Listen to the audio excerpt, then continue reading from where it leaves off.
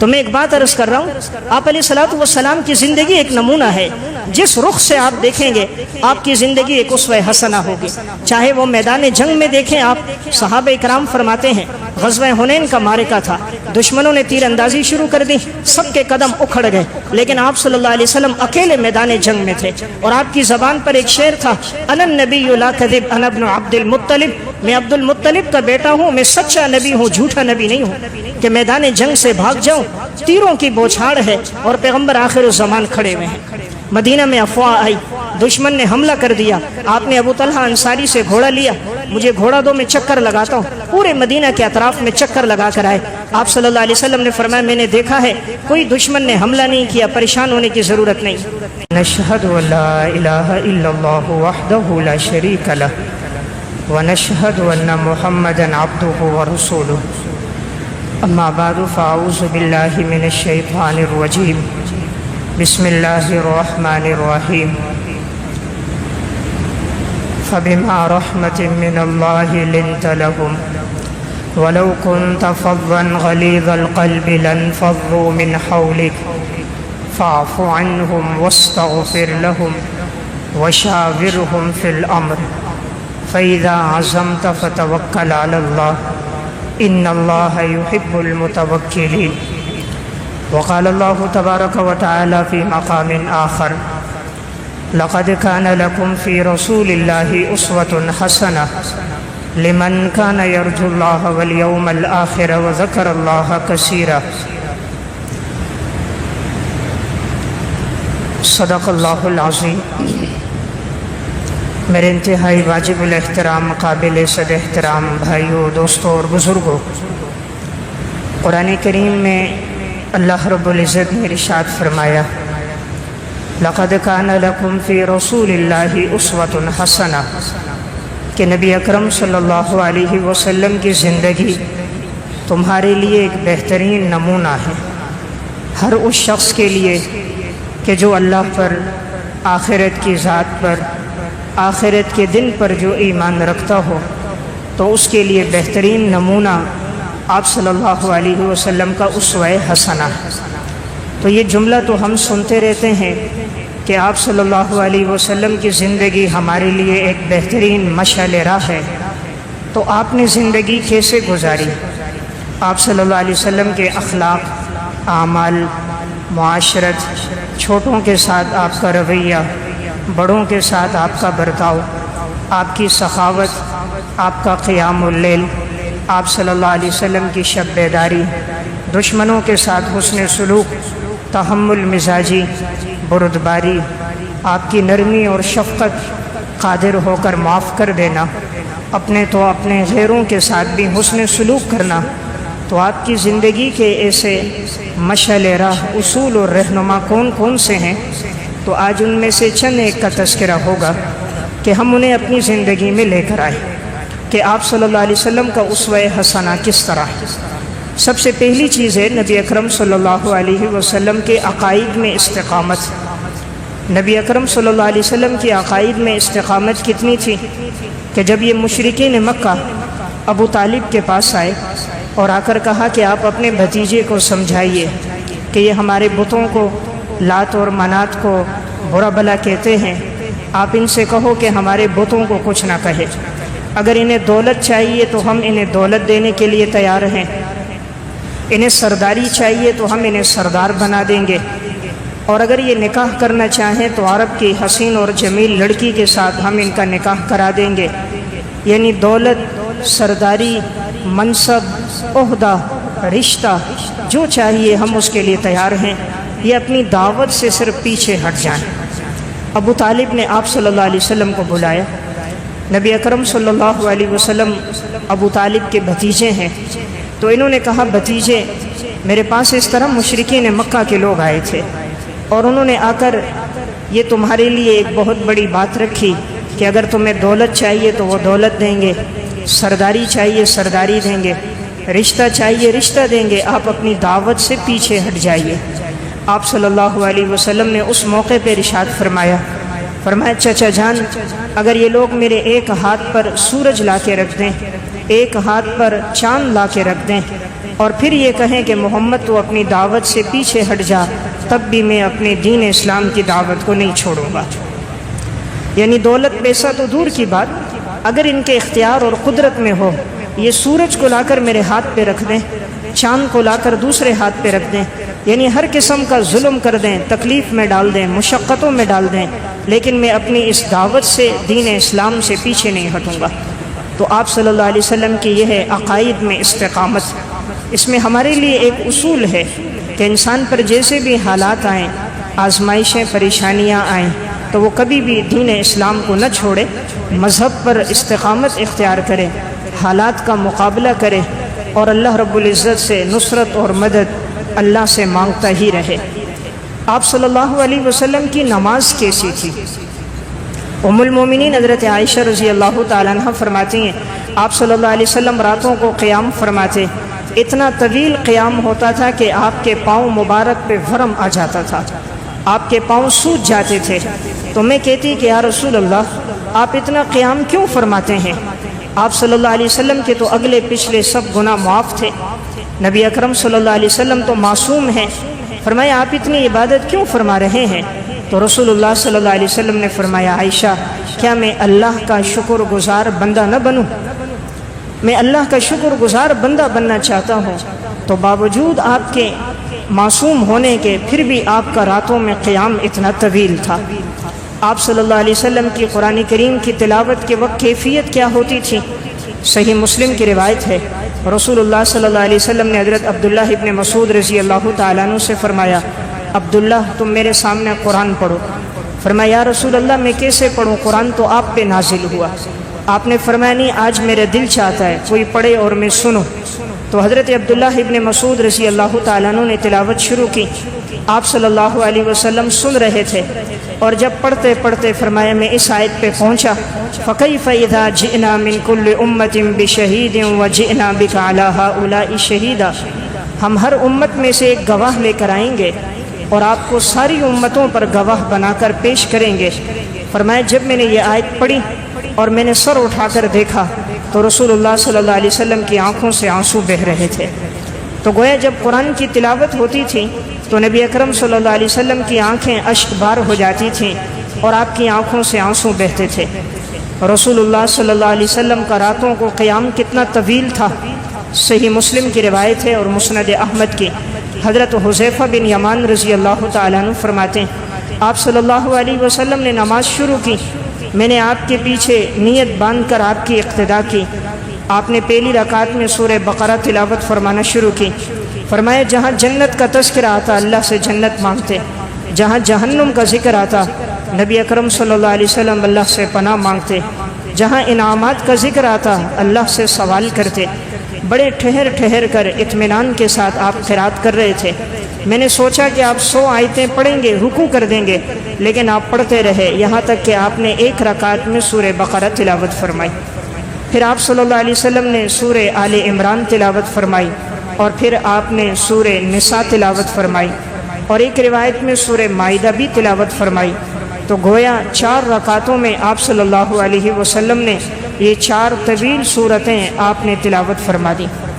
تو اس میں دیکھا جائے تو حضور کی زندگی کیسی گزری، قیام اللیل کا بھی اتنا اہتمام، اور قیام اللیل میں قرآن کی تلاوت کا بھی اتنا اہتمام تھا۔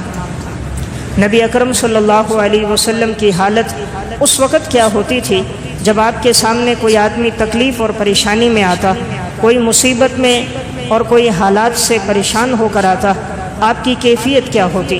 سنن نسائی کی روایت ہے چند صحابہ اکرام آپ صلی اللہ علیہ وسلم کے پاس آئے تو حضور نے دیکھا تو انہوں نے جو لباس پہنا ہوا تھا وہ پیون زدہ تھا، کئی جگہوں سے پھٹا ہوا ہے لیکن اس کو پیون لگا ہوا ہے، اور ان کے پاؤں میں جوتے نہیں ہیں، البتہ ہتھیار یعنی تلوار ان کے گلے میں لٹک رہی ہے۔ بھوک اور افلاس اور فقر ان کے لباس سے، ان کے چہرے سے نظر آ رہا تھا۔ جب وہ حضور سے ملنے آئے آپ صلی اللہ علیہ وسلم نے انہیں دیکھا، نماز کا وقت ہوا، حضرت بلال سے فرمایا آذان دو، حضرت بلال نے آذان دی، نماز ہوئی، رسول اللہ صلی اللہ علیہ وسلم نے خطبہ دیا، اور اس میں آپ نے فرمایا اللہ نے جس کو دیا ہے وہ اللہ کے نام پہ خرچ کرے، تم اپنے گندم میں سے، جو میں سے دراہم میں سے، دینار میں سے اللہ کے راستے میں خرچ کرو۔ اب صحابہ اکرام فرماتے ہیں ہم نے لانا شروع کیا، کوئی تھیلی میں لے کر آ رہا ہے، کوئی ہاتھوں میں لے کر آ رہا ہے، کوئی دراہم، کوئی گندم، کوئی مکئی، کوئی جو، کوئی کھجور لے کر آیا، یہاں تک کہ جب سامنے رکھتے گئے تو ایک بہت بڑا ڈھیر سا بن گیا دراہم، دینار، غذاؤں کا۔ تو آپ صلی اللہ علیہ وسلم کا چہرہ یوں روشن ہو گیا، فرماتے ہیں جس طرح 14ویں رات کا چاند روشن ہو جاتا ہے، کہ آپ کو راحت ملی کہ الحمدللہ یہ ان نادار صحابہ کے لیے بہت بڑا تعاون ہو گیا۔ آپ نے وہ سب کچھ ان نادار صحابہ کو دیا، اور اس موقع پہ فرمایا جس نے کسی نیکی کے کام کی بنیاد رکھی اس کو بھی اللہ اتنا اجر دے گا، اور جس نے رہنمائی کی اور اس کی وجہ سے کسی نے نیکی کی اللہ اس کو بھی اجر دے گا، اور کسی کے اجر میں کوئی کمی نہیں ہوگی۔ تو واقعہ سنانے کا مقصد کہ رسول اللہ صلی اللہ علیہ وسلم کی حالت کیا ہے کہ آپ کسی کو دیکھتے تکلیف میں، پریشانی میں، تو ایسا محسوس ہوتا گویا آپ کے اوپر پریشانی آ چکی ہے۔ تو میں عرض کر رہا تھا کہ حضور کا جو اسوہ حسنہ ہے، آپ کی جو زندگی ہے، وہ ہمارے لیے جس زاویے سے بھی دیکھا جائے آپ کی زندگی ہمارے لیے ایک مشعل راہ ہے۔ ایک صحابی حضور کے پاس آئے، حضرت ابو مسعود انصاری رضی اللہ تعالیٰ عنہ فرماتے ہیں انہوں نے آ کر آپ صلی اللہ علیہ وسلم سے ایک شکایت کی کہ فلاں صحابی یعنی حضرت معاذ بن جبل رضی اللہ تعالیٰ عنہ ہمیں نماز پڑھاتے ہیں لیکن بڑی طویل نماز پڑھاتے ہیں۔ تو ایک دفعہ حضرت معاذ بن جبل رضی اللہ تعالیٰ عنہ نے عشاء کی نماز میں سورہ بقرہ شروع کر دی۔ اب یہ دن بھر کام کاج کرنے والے تھے، محنت مشقت میں زندگی گزرتی تھی، کھیتی باڑی کیا کرتے تھے۔ جب انہوں نے دیکھا کہ سورہ بقرہ کی تلاوت شروع ہے تو یہ سمجھے کہ لمبی نماز ہوگی، تو انہوں نے اپنی مختصر نماز پڑھی اور آ گئے۔ تو بعد میں کسی نے کہا یہ تو معاذ اللہ منافق ہیں، اپنی نماز اکیلے میں پڑھتے ہیں، جماعت کے ساتھ انہوں نے نماز نہیں پڑھی۔ صبح آپ صلی اللہ علیہ وسلم کو خبر دی گئی، رسول اللہ صلی اللہ علیہ وسلم اتنے غصے ہو گئے، آپ کا چہرہ انور سرخ ہو گیا۔ آپ علیہ الصلوۃ والسلام نے فرمایا اے معاذ، کیا تم لوگوں کو فتنے میں ڈالنے والے ہو؟ تم لوگوں کو فتنے میں ڈال رہے ہو، یعنی تمہاری وجہ سے لوگ جماعت کی نماز میں شریک نہیں ہو رہے۔ مقصد تھا کہ اپنی نماز کو تم مختصر کر دو، اگر تم نے پڑھنی ہے تو سورہ ضحیٰ تلاوت کرو، سورہ شمس تلاوت کرو، تم اتنی طویل صورتیں کیوں تلاوت کر رہے ہو؟ تو دیکھیں اس سے ہمارے لیے سبق یہ ملا کہ آپ صلی اللہ علیہ وسلم نے اس کو پسند نہیں فرمایا کہ طویل نماز پڑھی جائے۔ آپ نے فرمایا تمہارے پیچھے بیمار بھی ہوتے ہیں، حاجت مند بھی ہوتے ہیں، ضرورت مند بھی ہوتے ہیں، جب تم امامت کرواؤ تو اپنی نماز مختصر کرو۔ ہاں جب انفرادی نماز پڑھو تو جس طرح چاہو تم طویل نماز پڑھو۔ تو میں عرض کر رہا ہوں آپ علیہ السلام کی زندگی کا ہر اصول ہمارے لیے ایک مشعل راہ ہے۔ آپ فجر کی نماز پڑھا رہے ہیں تو اس دور میں چونکہ خواتین بھی نماز میں شریک ہوتی تھی، پچھلی صفوں میں صحابہ کا دور تھا، اندھیرا ہوتا تھا، خیر القرون کا زمانہ تھا، فتنے موجود نہیں تھے، صحابیات آ کر پیچھے نماز پڑھ لیتی، خود امام الانبیاء صلی اللہ علیہ وسلم نماز پڑھاتے۔ تو آپ نے نماز شروع کی تو ایک بچے کے رونے کی آواز آئی، کوئی ماں نماز کے لیے آئی تو اپنا بچہ بھی دودھ پیتا ساتھ لے آئی، تو اسے کونے میں ڈالا، بچہ سویا ہوا تھا لیکن اچانک درمیان میں اٹھ گیا تو وہ رونے لگا۔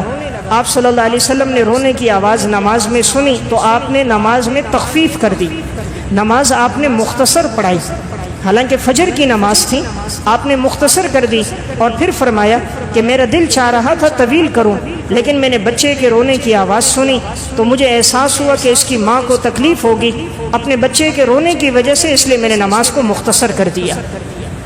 یہ امت کو درس دینا ہے کہ اپنے مقتدیوں کی رعایت رکھی جائے، اپنے ماتحتوں کی رعایت رکھی جائے۔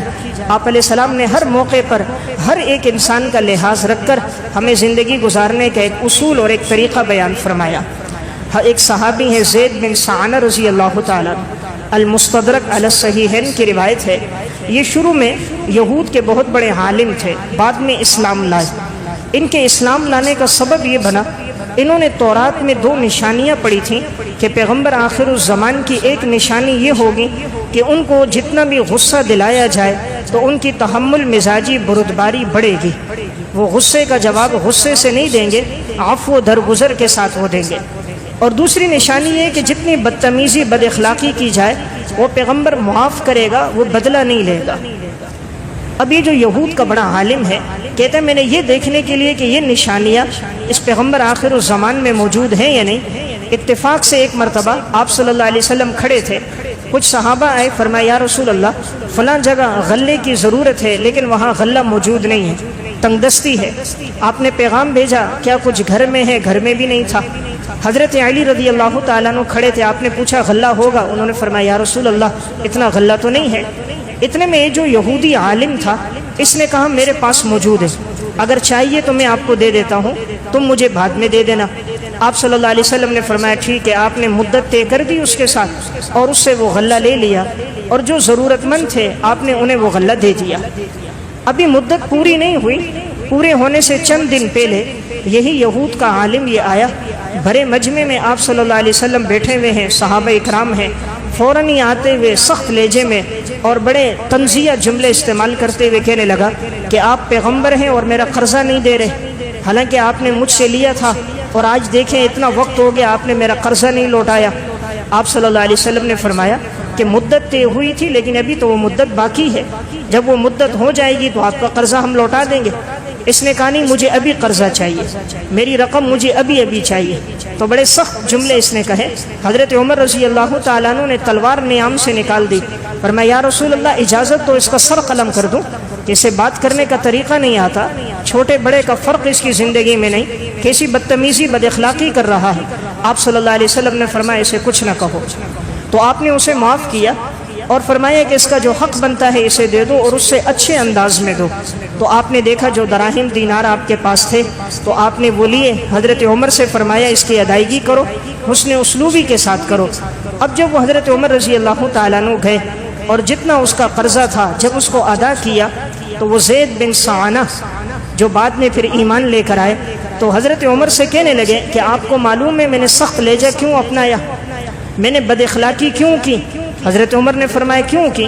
کہا میں یہود کا عالم ہوں اور میں نے تورات میں یہ پڑھا تھا اس پیغمبر آخر الزمان کی نشانی یہ ہوگی جتنی بدتمیزی بد اخلاقی کرو گے اتنا وہ عفو درگزر کرے گا، جتنا سختی سے پیش آؤ گے اتنا وہ نرمی سے تمہارے ساتھ معاملہ کرے گا، تمہاری طرف سے تکلیف پہنچے گی اس کی طرف سے معافی اور عفو درگزر ہوگی۔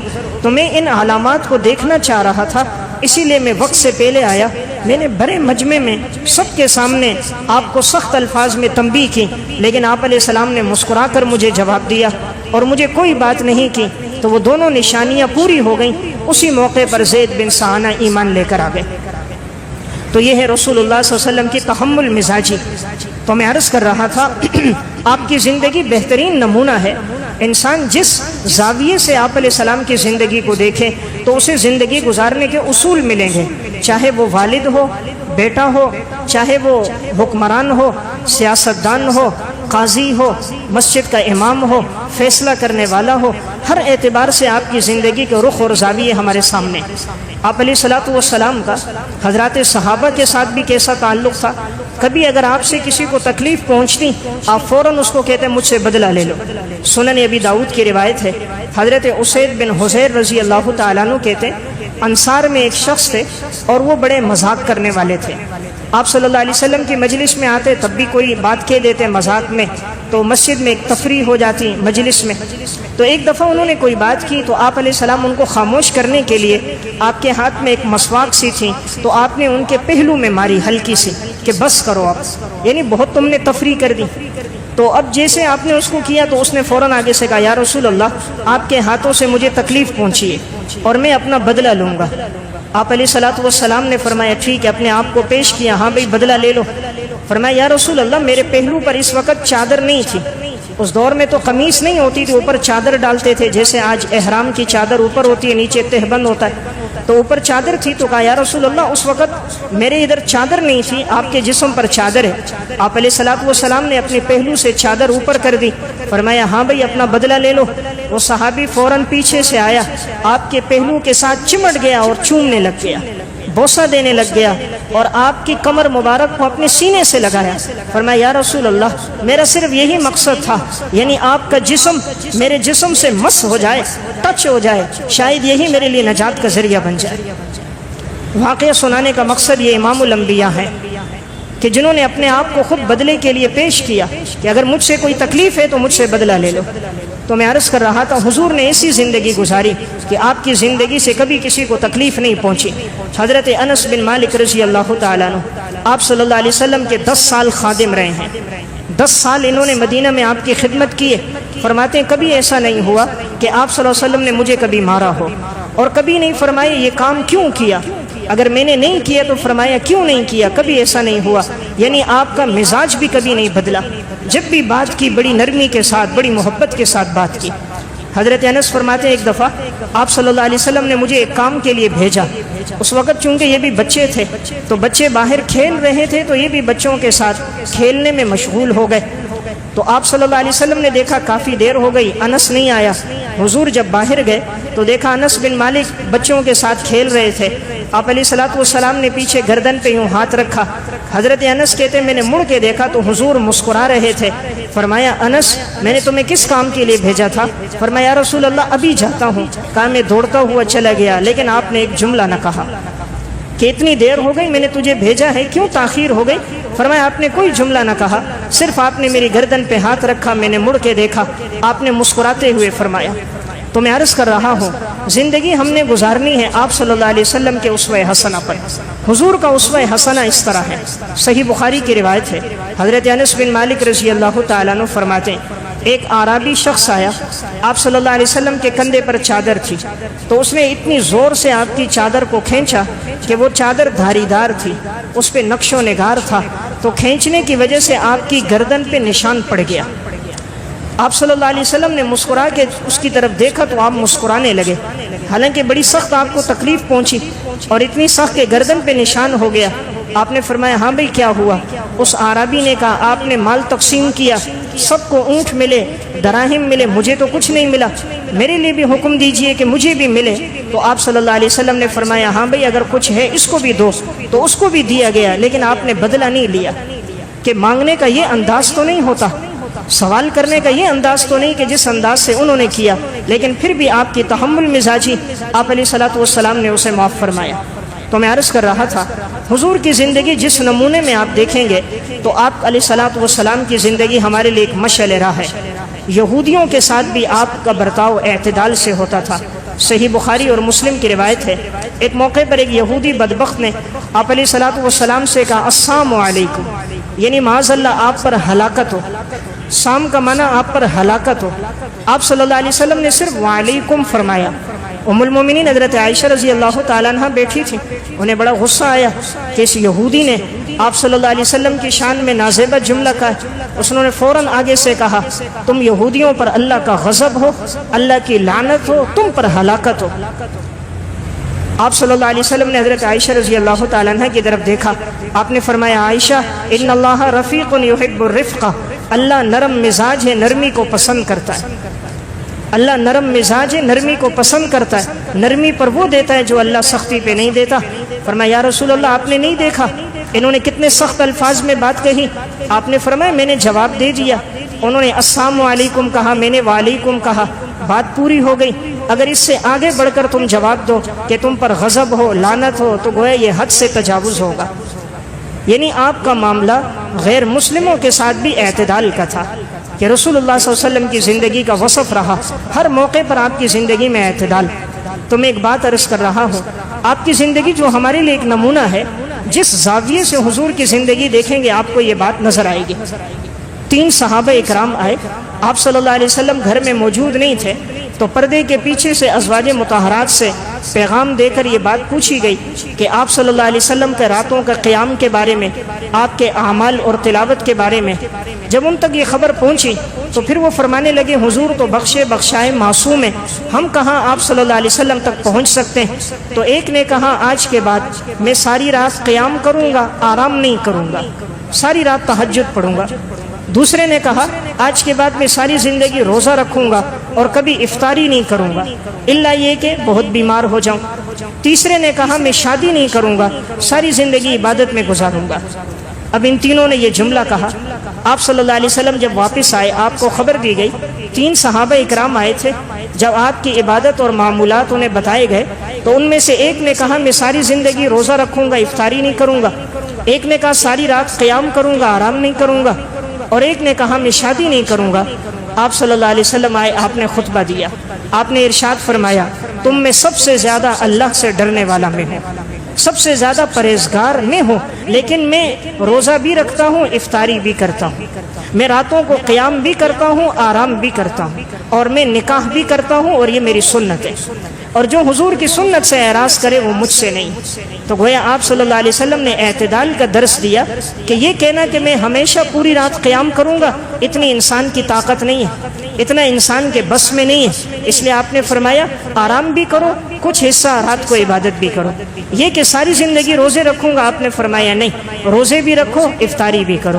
یہ کہ نکاح نہیں کروں گا، فرمایا نہیں، نکاح کرو، نکاح پیغمبر کی سنت ہے۔ اور نوجوانوں کو آپ نے حکم دیا یا معاشر الشباب من استطاع منکم الباءة فلیتزوج فإنه اغض للبصر واحسن للفرج، جو تم میں نکاح کرنے کی طاقت رکھے وہ کرے، اس لیے کہ اس سے نگاہیں جھک جاتی ہیں، عزت اور آبرو کی حفاظت ہوتی ہے۔ تو میرا واقعہ سنانے کا مقصد آپ صلی اللہ علیہ وسلم کی زندگی میں بڑا اعتدال تھا۔ تو میں عرض کر رہا تھا حضور کی زندگی میں جو پہلو دیکھیں گے آپ کو بڑا نمایاں نظر آئے گا، اور اس میں ہمارے لیے زندگی گزارنے کا ایک سبق ہوگا۔ غزوہ بدر کا موقع ہے، جب مشرکین میں سے 70 مارے گئے اور اسی طرح یہ قیدی بنے، آپ صلی اللہ علیہ وسلم نے صحابہ سے مشورہ لیا۔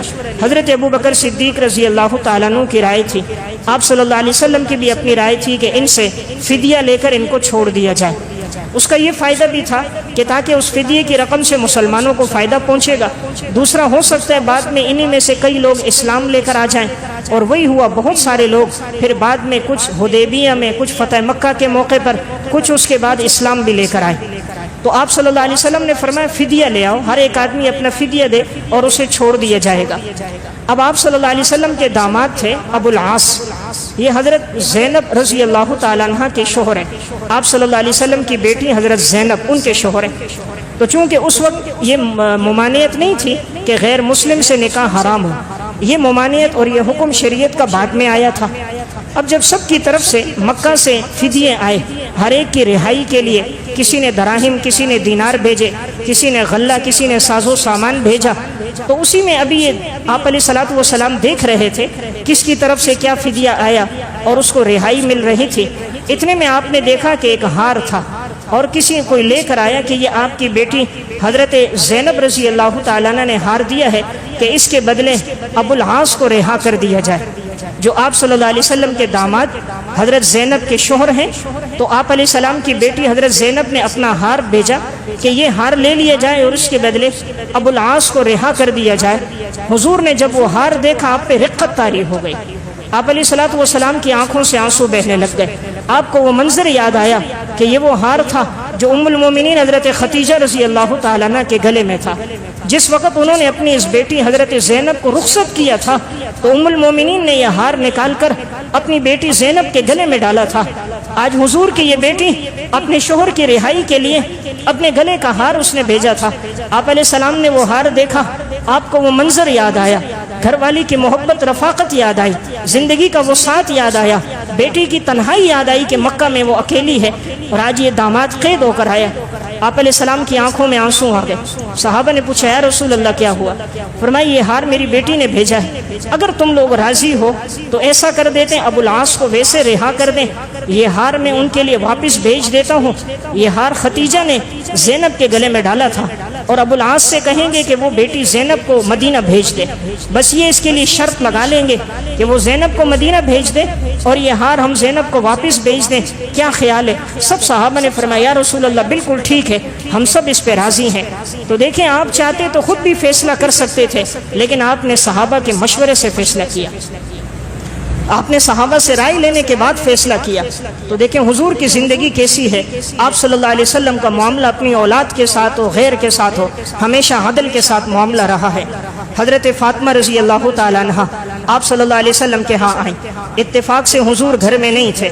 حضرت فاطمہ خود چکی چلاتی تھی، چکی چلاتے چلاتے ہاتھوں میں نشانات پڑ گئے تھے، گھر میں خود جھاڑو دیتی، کچے گھر تھے، کپڑوں پہ گرد و غبار ہو جاتا تھا، اور پھر چکی سے پیسنا، آٹا بنانا، پھر گوندنا، پھر ساتھ بکریوں کی دیکھ بھال کرنا، بچوں کی دیکھ بھال، جتنے کام تھے سب خود اکیلی کرتی تھی۔ کچے گھر کے اندر اتنے کام کرنا بہت مشکل ہوتا ہے۔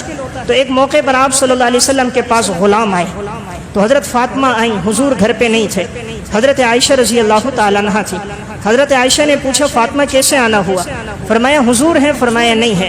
فرمایا کہ میں گھر کے کام کاج کرتی ہوں، بہت زیادہ تھک جاتی ہوں، گھر کے اندر کے بھی کام ہوتے ہیں، باہر کے بھی کام ہوتے ہیں، چکی بھی چلانی پڑتی ہے، آٹا بھی پیسنا پڑتا ہے، گودنا بھی پڑتا ہے، گھر کی صفائی ستھرائی بھی ہوتی ہے، جانوروں کی دیکھ بھال بھی ہوتی ہے۔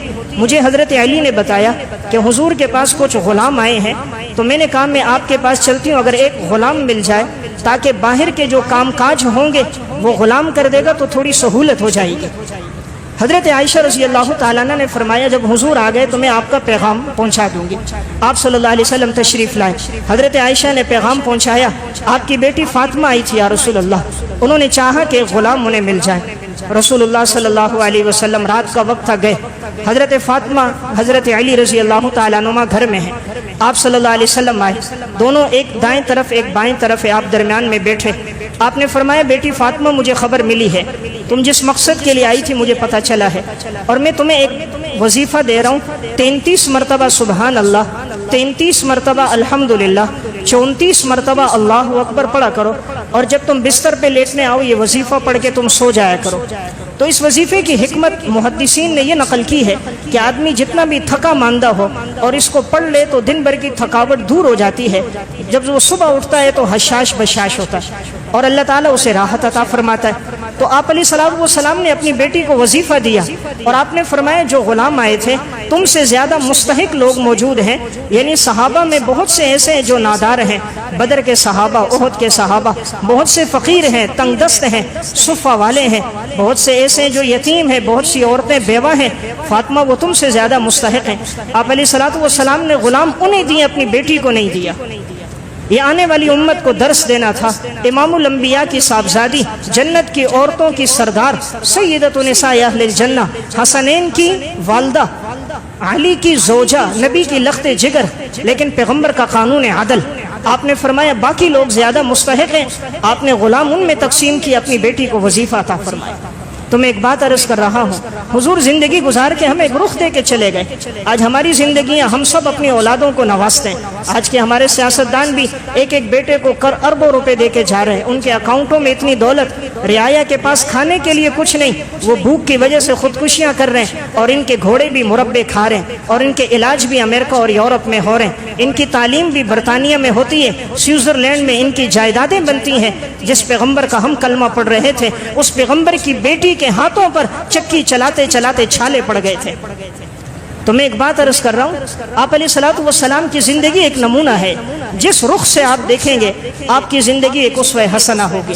چاہے وہ میدان جنگ میں دیکھیں آپ، صحابہ اکرام فرماتے ہیں غزوہ حنین کا معرکہ تھا، دشمنوں نے تیر اندازی شروع کر دی، سب کے قدم اکھڑ گئے، لیکن آپ صلی اللہ علیہ وسلم اکیلے میدان جنگ میں تھے، اور آپ کی زبان پر ایک شعر تھا، انا النبی لا کذب انا ابن عبد المطلب، میں عبد المطلب کا بیٹا ہوں، میں سچا نبی ہوں، جھوٹا نبی نہیں ہوں، کہ میدان جنگ سے بھاگ جاؤں، تیروں کی بوچھاڑ ہے اور پیغمبر آخر الزمان کھڑے ہوئے ہیں۔ مدینہ میں افواہ آئی، دشمن نے حملہ کر دیا، آپ نے ابو طلحہ انصاری سے گھوڑا لیا، مجھے گھوڑا دو میں چکر لگاتا ہوں، پورے مدینہ کے اطراف میں چکر لگا کر آئے۔ آپ صلی اللہ علیہ وسلم نے فرمایا میں نے دیکھا ہے کوئی دشمن نے حملہ نہیں کیا، پریشان ہونے کی ضرورت نہیں۔ یعنی حضور کی زندگی جس اس میں دیکھیں گے، آپ کی سخاوت دیکھیں، بہادری دیکھیں، شب بیداری دیکھیں، صوم و صلات کے ساتھ آپ کا تعلق دیکھیں، ہر اعتبار سے آپ سب سے نمایاں نظر آتے ہیں۔ بچوں کے ساتھ شفقت اتنی، اقرا بن حابس ایک صحابی ہیں، دیہات کے رہنے والے تھے، آپ صلی اللہ علیہ وسلم نے بچہ آیا، آپ نے بوسہ دیا، فرمایا یا رسول اللہ آپ بوسہ دے رہے، میرے 10 بچے، میں نے تو کبھی بوسہ نہیں دیا۔ رسول اللہ صلی اللہ علیہ وسلم نے فرمایا اقرا، اگر اللہ نے تیرے دل سے شفقت نکال دی، رحمت نکال دی، تو میں تو کچھ نہیں کر سکتا، یہ تو اللہ کی طرف سے محبت اور شفقت ہوتی ہے۔ تو آپ کا یہ طرز رہا ہے بچوں کے ساتھ بھی۔ عورتیں بچے لے کر آتی کہ آپ تحنیک کریں، یعنی کھجور چبا کر منہ میں ڈالیں، اپنا لعاب دہن ڈالیں، نام رکھیں۔ بسا اوقات کوئی بچہ حضور کی گود میں رکھا جاتا، بچہ پیشاب کر لیتا، کبھی آپ نے ناگواری کا اظہار نہیں کیا۔ مسند احمد کی روایت ہے بچہ لایا گیا، پیشاب کر دیا، پیشاب آپ کے کپڑوں پر تھا، آپ نے فرمایا بچے کو کچھ نہ کہو۔ ماں غصہ کر رہی تھی، فرمایا کچھ نہ کہو یہ بچہ ہے۔ حضور کا مزاج کیسا ہے؟ ایک دیہاتی مسجد نبوی میں پیشاب کر رہا ہے، صحابہ کی تلواریں نکل گئی، آپ علیہ الصلوۃ والسلام نے فرمایا اسے کچھ نہ کہو۔ قریب بلایا تو پیار سے سمجھایا، مسجد عبادت کی جگہ ہے، صوم و صلات کی جگہ ہے، بولو براز کی جگہ نہیں ہے، محبت سے بات سمجھائی۔ پھر صحابہ سے فرمایا فَإِنَّمَا بُعِثْتُم مُيَسِّرِينَ وَلَمْ تُبْعَثُوا مُعَسِّرِينَ، اللہ نے تمہیں آسانیوں کے لیے بھیجا ہے، سختیوں کے لیے، تکلیفوں کے لیے نہیں بھیجا۔ تو میں عرض کر رہا ہوں پیشاب کر رہا ہے مسجد میں، لیکن امام الانبیاء کتنی محبت سے اسے سمجھا رہے ہیں۔ تو حضور کی زندگی کا جو رخ دیکھیے اس میں ہمارے لیے ایک مشعل راہ ہے کہ آپ صلی اللہ علیہ وسلم کیسی زندگی گزار کے گئے۔ صحیح مسلم کی روایت ہے، حضرت معاویہ بن حکم سلمی رضی اللہ تعالیٰ عنہ فرماتے ہیں میں نماز میں تھا، ایک آدمی کو چھینک آ گئی تو میں نے اسے جواب میں یرحمک اللہ کہا۔ اب نماز میں چونکہ جواب دینا درست نہیں ہے، لیکن چونکہ ابتدائی اسلام میں گنجائش تھی، بعد میں بالکل ممانعت ہو گئی، تو انہیں یہ حکم کا نہیں پتہ تھا، یہ سمجھے کہ جواب آدمی دے سکتا ہے، جیسے نماز سے باہر دے سکتا ہے نماز میں بھی دے سکتا ہے، تو انہوں نے یرحمک اللہ کہا ان کے چھینکنے پر۔ تو صحابہ اکرام میں سے بعض نے ہاتھ اپنی ران پہ مارا ان کو خاموش کرنے کے لیے کہ یعنی کچھ نہ کہو، نماز میں کسی کو جواب نہ دو۔ تو اب یہ کہتے ہیں میں نے دیکھا صحابہ مجھے خاموش کر رہے ہیں، میں خاموش رہا، نماز ختم ہو گئی، میں آپ صلی اللہ علیہ وسلم کے پاس آیا، بعض نے آ کر بتایا یا رسول اللہ نماز میں جواب دے رہا تھا، بات کر رہا تھا۔ فرماتے جب میں حضور کے پاس بیٹھا ایک جملہ کہا معاویہ بن حکم نے، فرمایا ما رأیت معلما قبلہ ولا بعدہ احسن تعلیما منہ فواللہ ما ضربنی ولا قہرنی ولا شتمنی، اللہ کی قسم حضور جیسا معلم نہ میں نے حضور سے پہلے دیکھا نہ حضور کے بعد دیکھا، آپ نے نہ مجھے ڈانٹا نہ مارا نہ تان تشنی کی، محبت سے سمجھایا معاویہ نماز میں جواب نہیں دیا جاتا، نماز میں بات چیت نہیں ہوتی، کسی کو چھینک آ جائے نماز کے بعد جواب دے دو، آئندہ ایسا نہیں کرنا۔ فرمایا اتنی محبت سے سمجھایا کہ جیسے کوئی ماں بھی اپنی اولاد کو اس طرح نہیں سمجھاتی۔ تو میں ایک بات عرض کر رہا تھا، آپ صلی اللہ علیہ وسلم کی زندگی کا جو رخ دیکھیے آپ کو ایک نمایاں نظر آئے گا۔ آپ کو ان سے بھی محبت ہوتی تھی جو سیاہ فام ہوتے، آرابی ہوتے، غریب ہوتے، تنگ دست ہوتے۔ آج تو ہمیں محبت ہوتی ہے مالداروں سے، پیسے والوں سے، جن سے ہماری کوئی غرض ہو، جس سے ہمارا کوئی مفاد ہو، اس سے تعلق ہوتا ہے۔ غریب کو تو آج کوئی سلام بھی نہیں کرتا، آج سلام بھی ہوتا ہے تو دولت کو۔ امام الانبیاء کی حالت کیا ہے؟ مسند احمد کی روایت ہے، آپ صلی اللہ علیہ وسلم کا ایک صحابی ہے ظاہر بن حرام رضی اللہ تعالیٰ عنہ، یہ دیہات کا رہنے والا تھا اور بڑا سیاہ فام تھا، رنگ کے اعتبار سے کالا سا تھا، خوبصورت نہیں تھا۔ جب بھی یہ دیہات سے آتا آپ صلی اللہ علیہ وسلم کے لیے ہدیہ لے کر آتا، پھر یہ بازار میں آ کر اپنا سامان بیچتا تھا تو دیہات کی سبزیاں لے کر آتا، دیہات کے پھل فروٹ لے کر آتا، حضور سے جب ملتا بڑی محبت سے ملتا تھا۔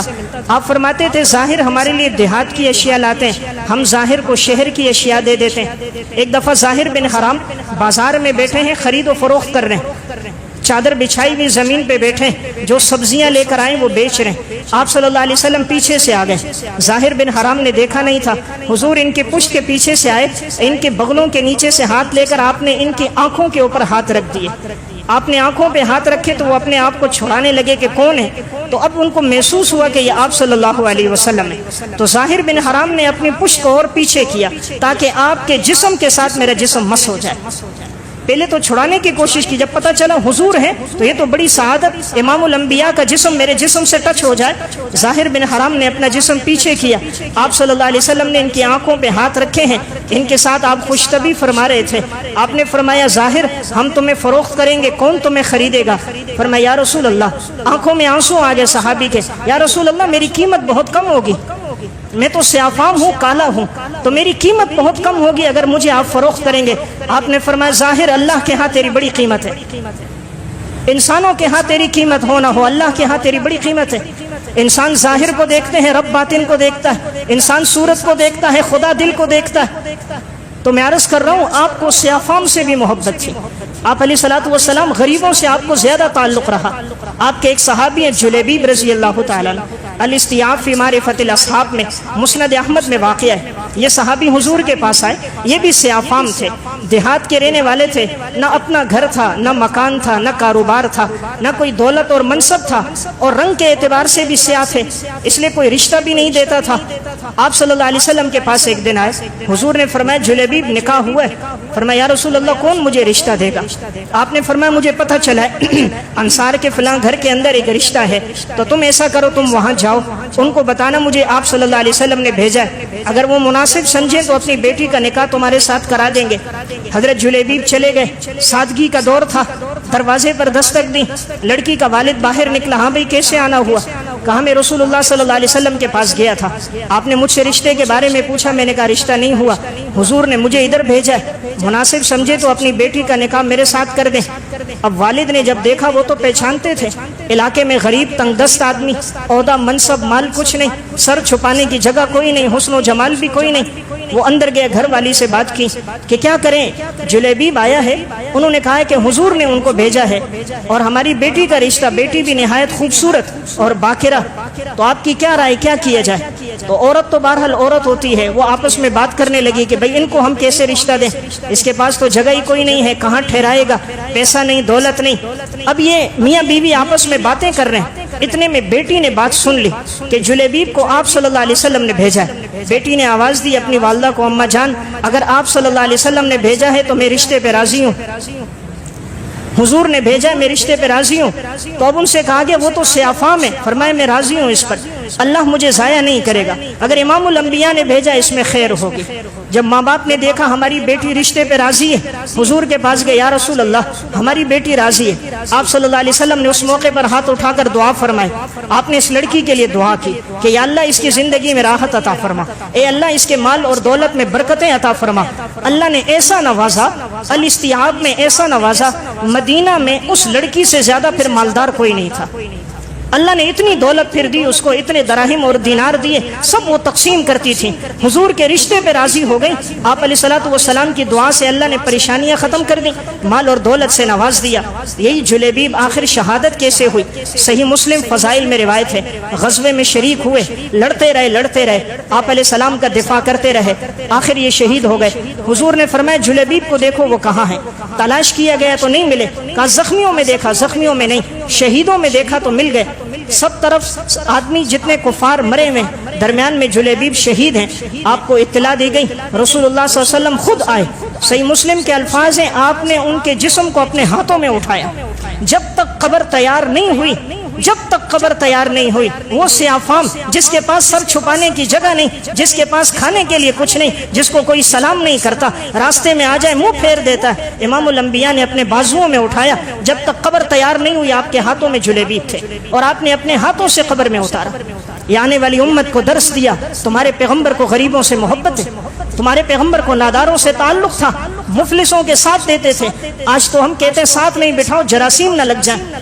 آج کا مالدار غریب کو پلیٹ میں کھانا نہیں کھلاتا, جس گلاس میں وہ پانی پی لے اس میں پانی نہیں پیتا. مزدور نے پانی پیا ہے, اور جس پیغمبر کو ماننے والے وہ دنیا سے گئے, 2 وصیتیں کر گئے, الصلاۃ نماز قائم کرنا, وما ملکت ایمانکم اپنے نوکروں کے ساتھ اچھا سلوک کرنا.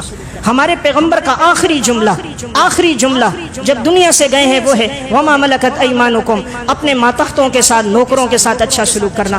آج اگر نوکر 1 دن 3 دن چھٹی کر دے, بیماری میں تنخواہ کاٹ دیتے ہیں. ایسے بعض بدبخت بھی ہوتے ہیں, اپنا بیٹا بیمار ہو جائے لاکھوں لگ جائے, غریب بیمار ہو جائے تنخواہوں میں پیسے کاٹ دیے جاتے ہیں. ذرا سی کوئی بات آ جائے, آج 10 منٹ لیٹ ہوئے اس کی تنخواہ کاٹ دی. حضور کی طرز زندگی ہمیں بتا رہی ہے ہمارا نوکروں غلاموں کے ساتھ حسن سلوک ہو. اگر یہ اوصاف ہماری زندگی میں آئے تو انشاءاللہ کامیابی ہے, ورنہ ہمیں اللہ کی طرف رجوع کر کے آپ علیہ السلام کے یہ اسوہ حسنہ کے اوصاف اللہ سے مانگنے چاہیے. اللہ ہم سب کو عمل کی توفیق عطا فرمائے.